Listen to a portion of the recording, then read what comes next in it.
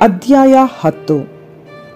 ಮಗನು ಜ್ಞಾನಿಯಾದರೆ ತಂದೆಗೆ ಸುಖ, ಅಜ್ಞಾನಿಯಾದರೆ ತಾಯಿಗೆ ದುಃಖ. ಅನ್ಯಾಯದ ಸಂಪತ್ತು ನಿಷ್ಪ್ರಯೋಜಕ, ಧರ್ಮವು ಮೃತ್ಯುವಿನಿಂದ ರಕ್ಷಕ. ಸತ್ಪುರುಷನನ್ನು ಸರ್ವೇಶ್ವರ ಹಸಿವೆಗೊಳಿಸನು, ದುಷ್ಟನ ಆಶೆಯನ್ನಾತ ಭಂಗಪಡಿಸುವನು. ಜೋಲುಗೈ ತರುತ್ತದೆ ದಾರಿದ್ರ್ಯ, ಚುರುಕು ಕೈ ತರುತ್ತದೆ ಐಶ್ವರ್ಯ. ಸುಗ್ಗಿಯಲ್ಲಿ ಕೂಡಿಸುವವನು ಬುದ್ಧಿವಂತ, ಕೊಯ್ಲಿನಲ್ಲಿ ತೂಕಡಿಸುವವನು ಲಜ್ಜೆಗೆಡುಕ. ಸಜ್ಜನರ ತಲೆಯ ಮೇಲೆ ಆಶೀರ್ವಾದ, ದುರ್ಜನರ ಬಾಯಿ ಹಿಂಸಾಚಾರದ ಮುಚ್ಚಳ. ಸಜ್ಜನರ ಸ್ಮರಣೆ ಮಂಗಳಕರ, ದುರ್ಜನರ ಹೆಸರು ಅಸಹ್ಯಕರ. ಬುದ್ಧಿಜೀವಿಗಳು ಆಜ್ಞೆಗಳನ್ನು ಅಂಗೀಕರಿಸುವರು, ಹರಟೆಕೋರ ಹುಚ್ಚರು ನೆಲ ಕಚ್ಚುವರು. ನಿರ್ದೋಷಿ ನಡೆಯುವನು ನಿರ್ಭಯನಾಗಿ, ವಕ್ರಮಾರ್ಗಿ ಸಿಕ್ಕಿಬಿಡುವನು ಬಟ್ಟಬಯಲಾಗಿ. ಕಣ್ಣು ಮಿಟುಕಿಸುವವನು ತೊಂದರೆಗೆ ಕಾರಣನು, ನೆಟ್ಟಗೆ ಗದರಿಸುವವನು ಸಮಾಧಾನಕರನು. ಸಜ್ಜನನ ಬಾಯಿ ಜೀವದ ಬುಗ್ಗೆ, ದುರ್ಜನನ ಬಾಯಿ ತುಂಬ ಚಿತ್ರಹಿಂಸೆ.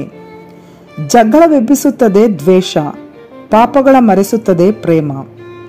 ಬುದ್ಧಿವಂತನ ಬಾಯಿಂದ ಜ್ಞಾನ, ಬುದ್ಧಿಹೀನನ ಬೆನ್ನಿಗೆ ಬೆತ್ತ.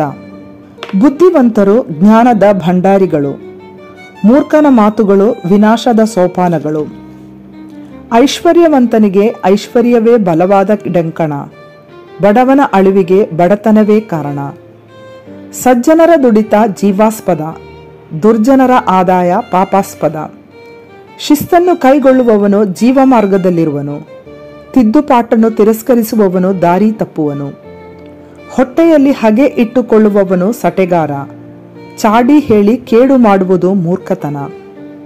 ವಾಚಾಳಿಗೆ ಪಾಪ ತಪ್ಪದು, ಮೌನಿಗೆ ಜ್ಞಾನ ಕೆಡದು. ಸಜ್ಜನರ ನಾಲಿಗೆ ಚೊಕ್ಕ ಬೆಳ್ಳಿ, ದುರ್ಜನರ ಹೃದಯ ಹುಲ್ಲುಕಡ್ಡಿ. ಸಜ್ಜನರ ಭಾಷಣದಿಂದ ಬಹುಜನರಿಗೆ ಪೋಷಣ, ಬುದ್ಧಿಹೀನತೆಯಿಂದ ಮೂರ್ಖರಿಗೆ ನಾಶನ.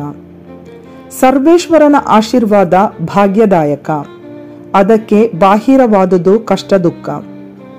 ಮೂರ್ಖನಿಗೆ ಕೆಡುಕು ಮಾಡುವ ಚಟ, ಬುದ್ಧಿವಂತನಿಗೆ ಜ್ಞಾನ ಗಳಿಸುವ ಹಠ. ದುರ್ಜನರು ಭಯಪಡುವುದೇ ಸಂಭವಿಸುವುದು, ಸಜ್ಜನರು ಇಷ್ಟಪಡುವುದೇ ಲಭಿಸುವುದು.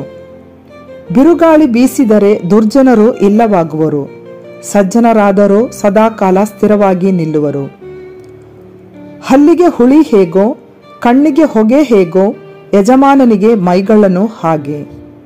ಸರ್ವೇಶ್ವರನಲ್ಲಿ ಭಯಭಕ್ತಿಯುಳ್ಳವರು ಬಾಳುವರು ದೀರ್ಘಕಾಲ, ದುರುಳ ಜನರ ಜೀವಮಾನವೋ ಅಲ್ಪಕಾಲ.